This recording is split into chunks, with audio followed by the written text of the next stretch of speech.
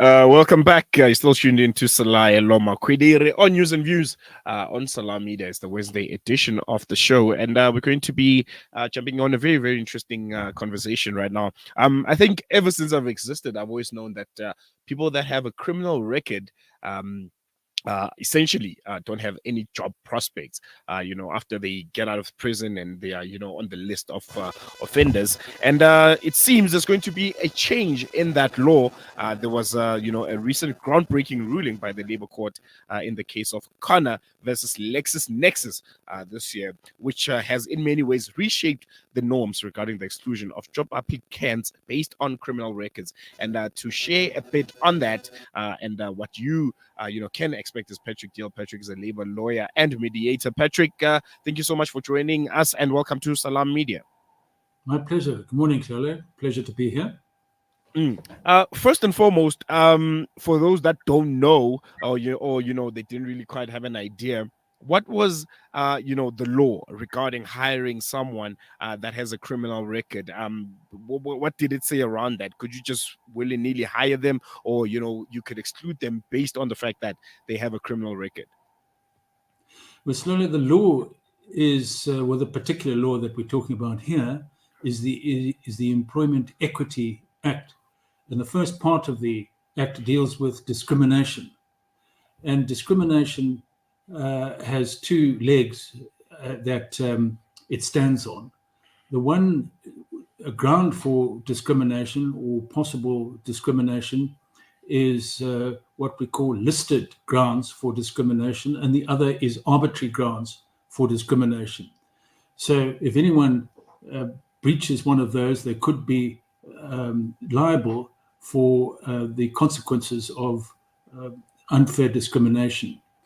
So insofar as listed discrimination is concerned, those are the ones that are familiar to us, that you can't discriminate against individuals on the basis of race, political allegiance, gender, or culture, and so on. And those are basically constitutional rights which come from the Bill of Rights, which protect individual preferences, and no one can discriminate against them on those grounds. So those are the listed grounds. That's the first category. The second category is arbitrary grounds. In other words, grounds that an employee or a person may allege is discriminatory, even though it's not listed in the list of unfair discrimination categories. And so what this case, and the consequence of that is that if you discriminate, then the person discriminating can be held liable. And as far as the employer is concerned, if an employer discriminates, that employer can pay the consequences of that and be told to stop discriminating and to comply with the law. The second element of it is the distinction between fair discrimination, which is the grounds that I've just been talking about, either on listed grounds or arbitrary grounds, if it is proven, and that would be on the employee or the person alleging it to prove the arbitrary ground, whatever it may be. And the second part is that there is a notion of fair discrimination. And fair discrimination can be for a number of reasons. The fair discrimination could be on the basis that the main basis actually is that to comply with affirmative action targets and processes, but it may be also got to do with what we call the inherent requirements of the job.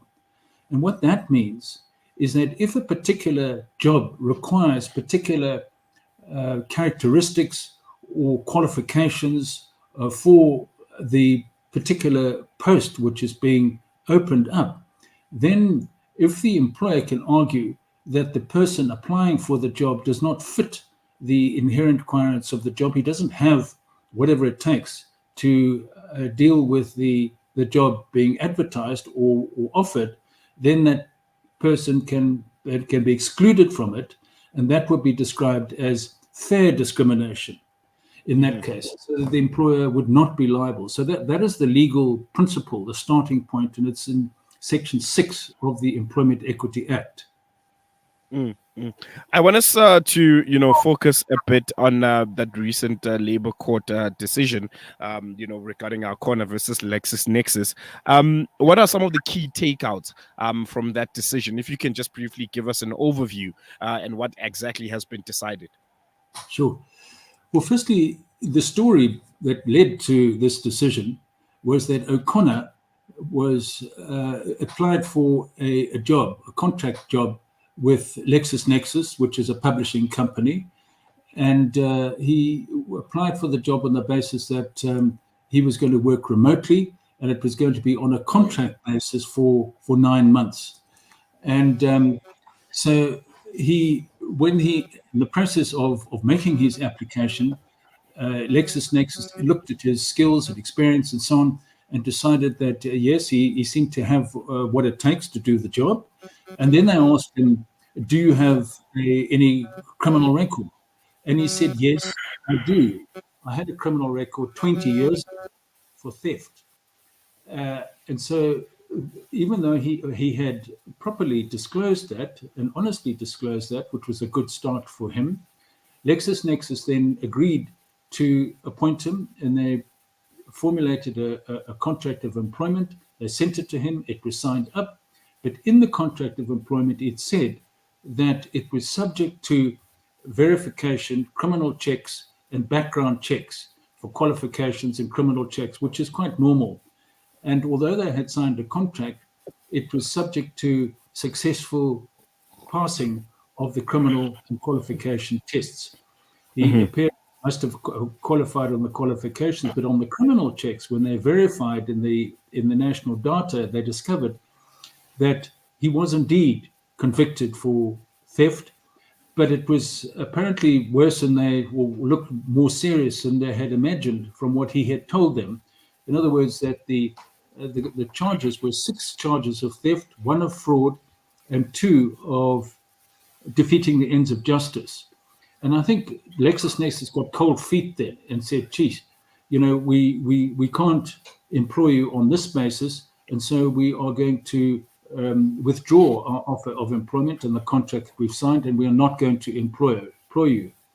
So O'Connor was unhappy about this, and he went to the CCMA, and he said that this was unfair, this was discrimination, because they chose to use my criminal record and that was an arbitrary ground upon which they were excluding me. He said that a clean, and the second part is that it was not an inherent requirement of the job to have a clean criminal record.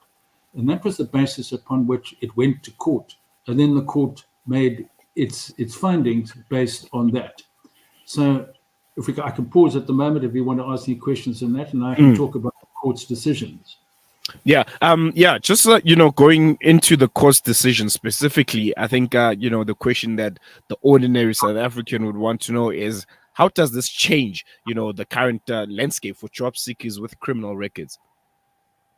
Well, it changes it quite significantly as it stands. I think this may not be the last word on it. Can I just preface that? It might be go on appeal and so on, and so things might change. But for the time being, what it stands, and it's a very important precedent, as you said, Silala, and it is firstly that the court found that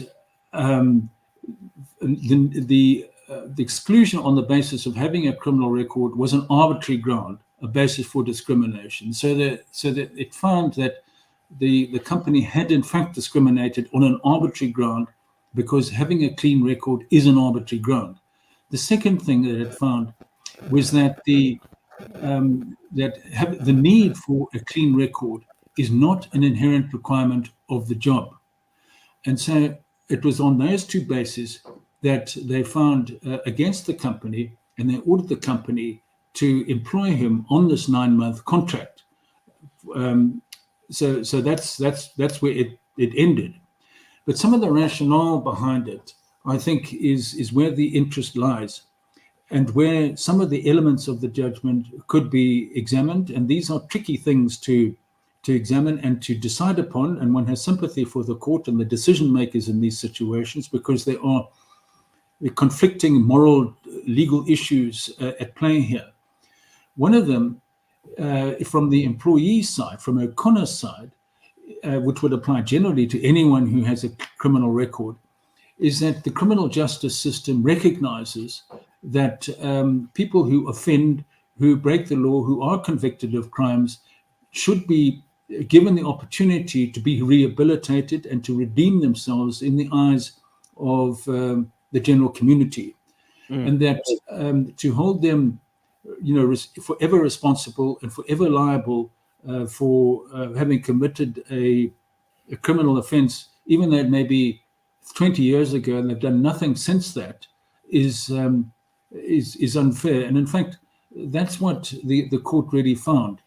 So his point of view, he that's what he argued, is that, look, the record has been expunged, I've been rehabilitated, and there should be no block to me. And you're offending my constitutional right to fair, this is unfair discrimination.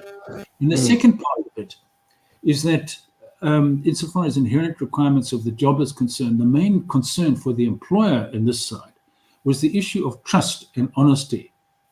For the employer, we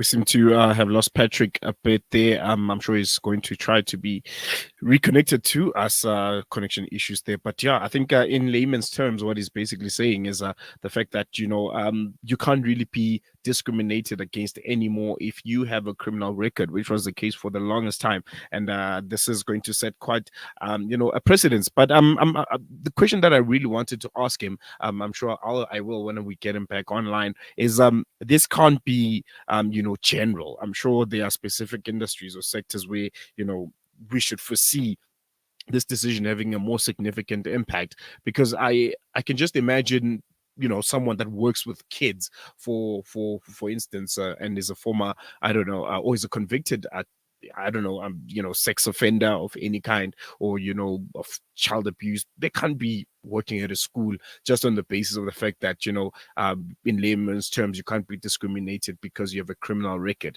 So yeah, I think we're going to take a quick break, but very, very interesting topic to look out for, and I think very, giving people that have criminal records a bit of hope, those that have been rehabilitated. I'm sure it does give them a bit of hope, because I can only imagine when you've served so many years in prison, went through the programs, have been rehabilitated, served your time, as they always say, and then it just happens that you're released, you go back to the public, you've learned your lessons, but then you can't seem to find work on the basis that you have a criminal record, or sometimes you did something really, really stupid when you were young. I mean, 20-25 years ago, you pickpocketed someone, or you stole sweets at a convenience store, and then you're arrested, and then there's a criminal record for that, and now it's affecting you in your adult life. So I think there are bases on where this ruling by the Labour Court is certainly quite an interesting and very, very viable precedent. But then again, I'm sure it can't be for all sectors. We're still trying to get Patrick back on the line. We are not winning at the current stage, so I think we're just going to wrap it up. But I'm pretty sure we're going to have him come on at a later stage. Patrick, we have you back. Thank you so much. Before we went to the break, we're just speaking about how the current landscape for job seekers with criminal records is going to change after the precedence of this Labour Court ruling. Well, I think it's going to change for job seekers. It opens up more avenues for people, who do have a criminal record. As things stand, a great opportunity for them to get jobs where they might have been blocked before on. And so, as it stands at the moment, it is an important judgment in court, an important precedent, and that which basically could favour job seekers who have criminal records. As I say, I think that there are issues that still need to be tested by the court. It may not be the final issue, and employers might take different precautionary attitudes towards this, because it's got to do with whether, on the one hand, from the individual's point of view, whether they should be given opportunity to rehabilitate and redeem themselves in the eyes of the public, and that employers, on the other hand, should be open to sort of forgiveness, if you like, to accept the redemption and accept them in good faith, and that they should not be blocking them. But at the same time, nonetheless, can they still trust an employee in a position which does involve trust, which underpins the employment relationship, if there's some doubt about the trustworthiness of the individual? So I think the jury is in on this for the time being, but it may go out again, as they say, for a further decision if it gets tested in a higher court. But it is favorable for employees seeking to get jobs who do have criminal records. Before we lost you there, I was, chatting about, industry specifics or, sectors. Where you foresee that this decision, having a more significant impact, because I'm thinking you can't have someone that has been convicted of, child molestation, and then based on the precedence of this ruling, now you have them working near children or at a school or at daycare. I'm sure, as you say, as it is refined a bit more and is tested in higher courts, it's the nitty-gritties like these ones that can be, be put to the forefront and more refined for the law to be understood. No, definitely. I think you've pointed out a very important thing, because there'll be several issues, to determine whether it's an inherent requirement of the job, and that's got to do, issues about reasonableness and rationality, and if it's not against public policy.